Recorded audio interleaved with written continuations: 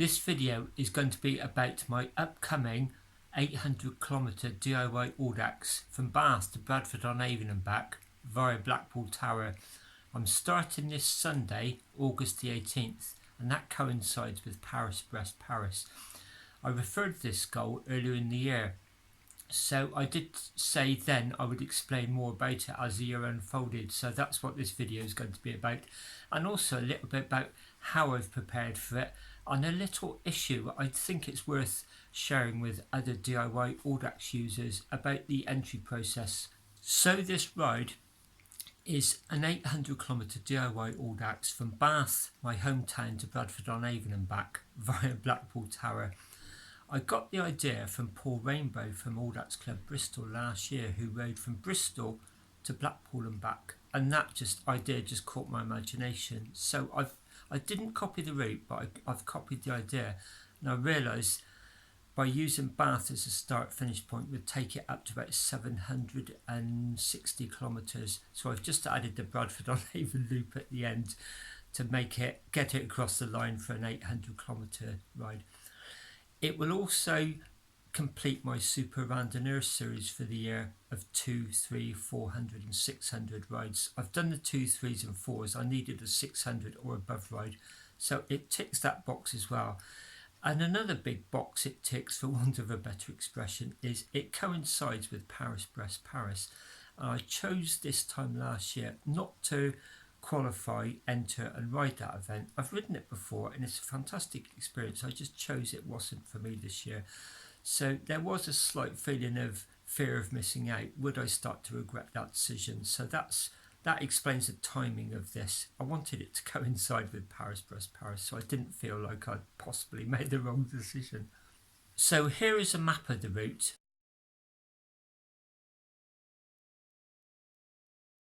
And you'll see it starts from Bath, heads up to Blackpool, but when I get to Preston, around 206 miles, I've booked a travel lodge there for £26 for the night. I booked it quite a few months in advance, so I've committed myself earlier in the year. So I'll have a few hours sleep there depending on my progress. Start off very early Monday morning for the ride along to Blackpool Tower, and then back through Preston, hopefully avoiding rush hour, but I may coincide with rush hour. That's a risk I'm prepared to take. Then the return leg back to Bath is further westward. It comes down the borders near Shrewsbury, down through Hereford, Monmouth, back to Bath. Some stage round about Hereford, I'm going to bivvy in a bus shelter or a church porch, whatever I can find. So that'll be my sleep stop on the second night. And then when I get back to Bath, depending on how the time is going, I'll either have a quick shower, some food, or I may just literally come through the door, change my clothes, and then do the final circuit to Bradford-on-Avon and back. Then eventually finishing back at Bath at 800km. You'll notice I swap between kilometres and miles a lot. I work in both actually. For the official side of my rides, I use kilometres, but once I've entered, everything's measured in miles. I'm used to miles. I can gauge miles much easier. My Garmin is calibrated in miles, signposts are in miles, hence the two distances. So next up was entering the DIY, and let me explain an issue I've come across. When you enter a DIY, you have to list your own details and the details of the route, which include the total distance you intend to ride, and then it will give you a maximum and minimum time allowance, and those are based on the maximum and minimum speed requirements. Basically, it puts those figures through a spreadsheet, and sometimes it will give you the wrong answers, so let me try and explain. I first noticed this in 2016 when I entered a 1400km DIY from Bath to Lindisfarne and back. It's an unconventional distance, so I let the organiser, Tony, know what I was doing. He advised me how he wanted me to enter it, but what neither of us realised was the auto calculator was just completely thrown by that unconventional distance. And the short story is it gave me 96 hours maximum time allowance, which I based all my riding plans on. And really, it should have been 116 hours. So you can see that's quite a discrepancy. I actually arrived back in Bath thinking I'd run out of time, only to find out a few hours later I'd finished with about 8 hours in hand. So like all mistakes, it taught me a lesson, and the lesson was do your own calculations, especially when you're doing unconventional distances. So how do you do those calculations? Well, it's actually remarkably easy.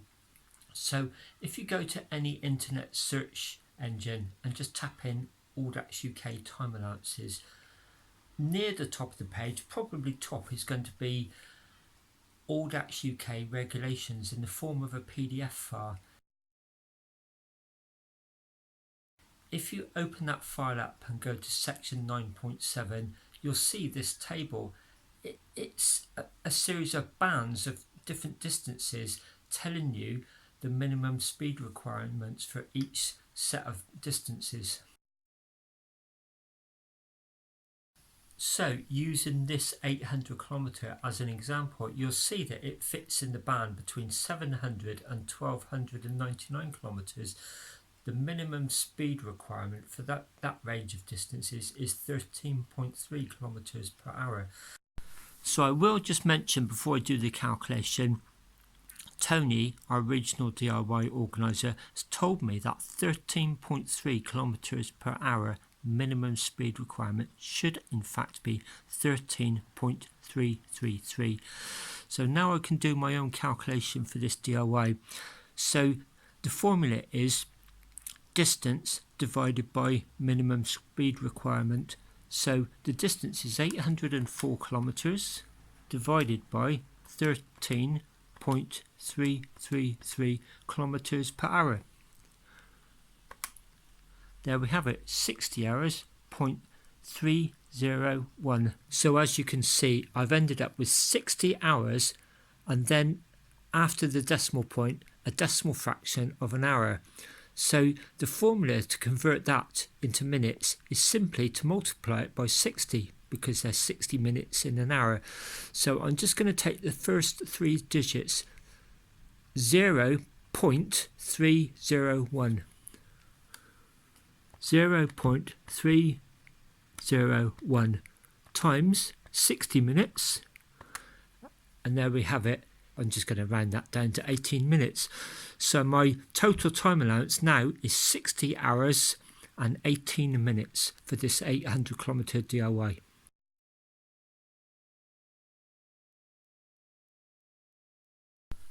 So as you can see from the virtual brevet for this ride, the auto calculator came up with a maximum time allowance of 56 hours and 13 minutes, whereas in fact it should be 60 hours and 18 minutes. That's quite a substantial difference, 4 hours.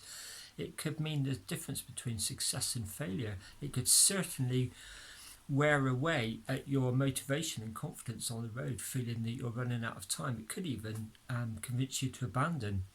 So it is quite a big issue, I think. So the lesson I would pass on whenever you're entering DIYs, do your own calculations and make sure they match with the auto-generated one, especially when you're doing unconventional distances, because the system is not really set up for unconventional distances.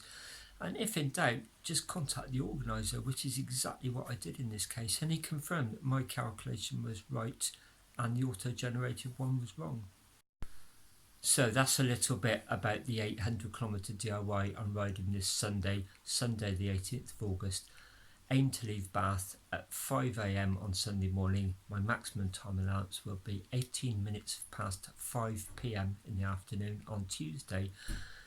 Hopefully try and do an update from the Travel Lodge in Preston on Sunday evening, and I'm hoping to do a little bit of filming. I'm not sure how much through my mobile phone during the ride itself, and then put together a video about the ride afterwards. And lastly, you'll notice I've been referring to time allowances rather than time limits. So why is that? Well, it was drummed into us at grown-up school. If you can just slightly alter the frame of reference of things, even something simple like a phrase, it can make a substantial difference, and I believe that's the case with time allowances versus time limits. I view a time limit as a liability working against you, whereas a time allowance is an asset working in your favour. You have much more control over it. It's not eating away at you. So all I've done, I've just simply reframed time from a negative into a positive, from a liability into an asset, and I believe it has made a substantial difference to how I ride events. So with that in mind, I'll say thanks very much for watching, and till next time.